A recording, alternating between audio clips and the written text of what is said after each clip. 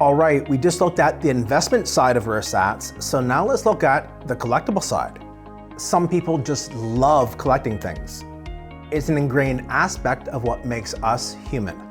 And to be honest, we've found a way to collect a lot of different things over the years. So it was destined that eventually the king of crypto would become collectible in ways that few could have anticipated.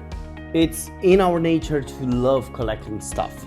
I know for a fact that I'm not alone. Some people love to collect art, some people love to collect watches, but the world is increasingly growing more digitalized and we need to invent collectibles for the online space, and that's why NFTs are so successful. But now we have another asset class as a digital collectible. Because Bitcoin is the first digital currency that humanity invented, rare sats have huge numismatics potential. In the same way, coins from the first physical currency that humanity invented are amazing artifacts with huge value.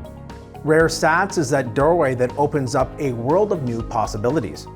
Whether it's due to the historical significance, love of the technology, or personal reasons, one thing is clear.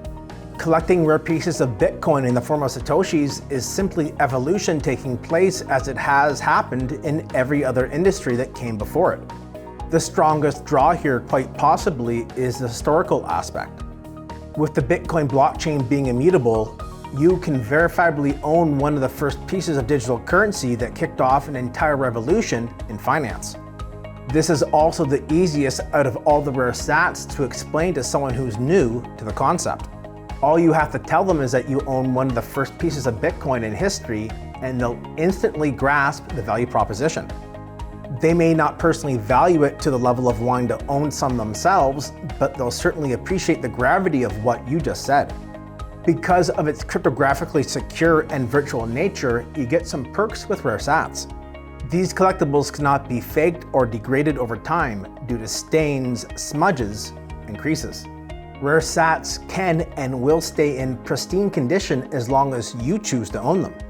And because they have full provenance by virtue of being on a blockchain, you can always tell the story behind your rare sats. And this is a pretty cool factor, as curious onlookers can take it all in if you choose to showcase your rare sats. An important aspect when buying into the rare sats market is that you're not buying a very hyped asset, at least not yet. What you are buying is a true Bitcoin collectible. You buy it because you want to complete your collection. I would say there is a definite distinction between rare sats and other Bitcoin fungibles. And the distinction is that rare sats are true collectible and they're not temporary hypes. Simply put, these are the ultimate collectible items. And that's because they're on-chain, immutable, and they don't suffer from a lot of the physical threats that traditional collectibles have to deal with.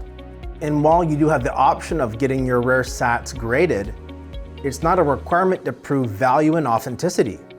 And you can see the difference here because let's take, for example, a Michael Jordan rookie card. You're probably gonna have to get it graded to get full value.